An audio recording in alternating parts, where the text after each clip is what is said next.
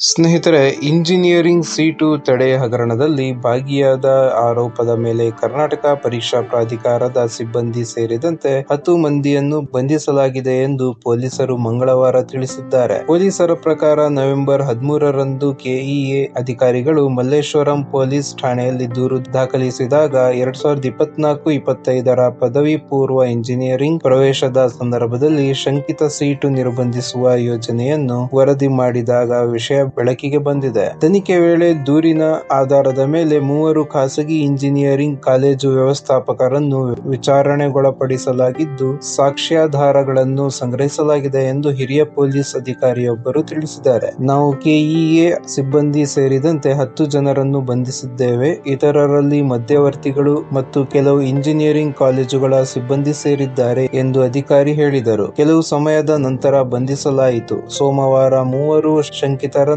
ಬಂಧಿಸಲಾಯಿತು. ಅವರನ್ನು ನ್ಯಾಯಾಲಯಕ್ಕೆ ಹಾಜರುಪಡಿಸಲಾಗಿದ್ದು 10 ದಿನಗಳ ಪೊಲೀಸ್ ಕಸ್ಟಡಿ ನೀಡಲಾಗಿದೆ ಎಂದು ಅವರು ಹೇಳಿದರು. ಕೆಇಎ ದೂರಿನ ಆಧಾರದ ಮೇಲೆ ಐಟಿ ಕಾಯ್ದೆಯ ನಿಬಂಧನೆಗಳ ಜೊತೆಗೆ ವಂಚನೆ ಮತ್ತು ಕ್ರಿಮಿನಲ್ ನಂಬಿಕೆಯ ಉಲ್ಲಂಘನೆಗಾಗಿ ಭಾರತೀಯ ನ್ಯಾಯ ಸಂಹಿತೆಯ ವಿವಿಧ ಸೆಕ್ಷನ್ಗಳ ಅಡಿಯಲ್ಲಿ ಪ್ರಕರಣ ದಾಖಲಿಸಲಾಗಿದೆ ಎಂದು ಪೊಲೀಸರು ತಿಳಿಸಿದ್ದಾರೆ. ಎಫ್ಐಆರ್ನ ಪ್ರಕಾರ ಸೀಟು ತೆಗೆದುಕೊಳ್ಳುವ ಉದ್ದೇಶವಿಲ್ಲದ ಕೆಲವು ಅಭ್ಯರ್ಥಿಗಳನ್ನು ಕಾಲೇಜುಗಳಿಗೆ ಆಯ್ಕೆಯನ್ನು ನಮೂದಿಸಲು ಬಳಸಲಾಗಿದೆ ಎಂದು ಆರೋಪಿಸಲಾಗಿದೆ. ಅನಧಿಕೃತ ವ್ಯಕ್ತಿಗಳು 52 ಇಂಜಿನಿಯರಿಂಗ್ ಅಭ್ಯರ್ಥಿಗಳಿಂದ ಲಾಗಿನ್ ಐಡಿಗಳು ಮತ್ತು ಪಾಸ್ವರ್ಡ್ಗಳನ್ನು ಪಡೆದುಕೊಂಡರು ಮತ್ತು ನಂತರ ಅವರ ಪರವಾಗಿ ಆಯ್ಕೆಯನ್ನು ನಮೂದಿಸಿ ಅಭ್ಯರ್ಥಿಗಳಂತೆ ನಟಿಸಿದ್ದಾರೆ. ಆರೋಪಿಗಳು BMS engineering college, Akash engineering and technology ಮತ್ತು new horizon college of engineering ನಲ್ಲಿ ಸರ್ಕಾರಿ ಕೋಟಾದಡಿ ಇಂಜಿನಿಯರಿಂಗ್ ಸೀಟುಗಳನ್ನು ನಿರ್ಬಂಧಿಸಿದ್ದಾರೆ. ಇದರಿಂದಾಗಿ ಖಾಸಗಿ ಕಾಲೇಜುಗಳಿಗೆ ಲಾಭ ಮತ್ತು ಅರ್ಹ ಅಭ್ಯರ್ಥಿಗಳ ಅವಕಾಶಗಳನ್ನು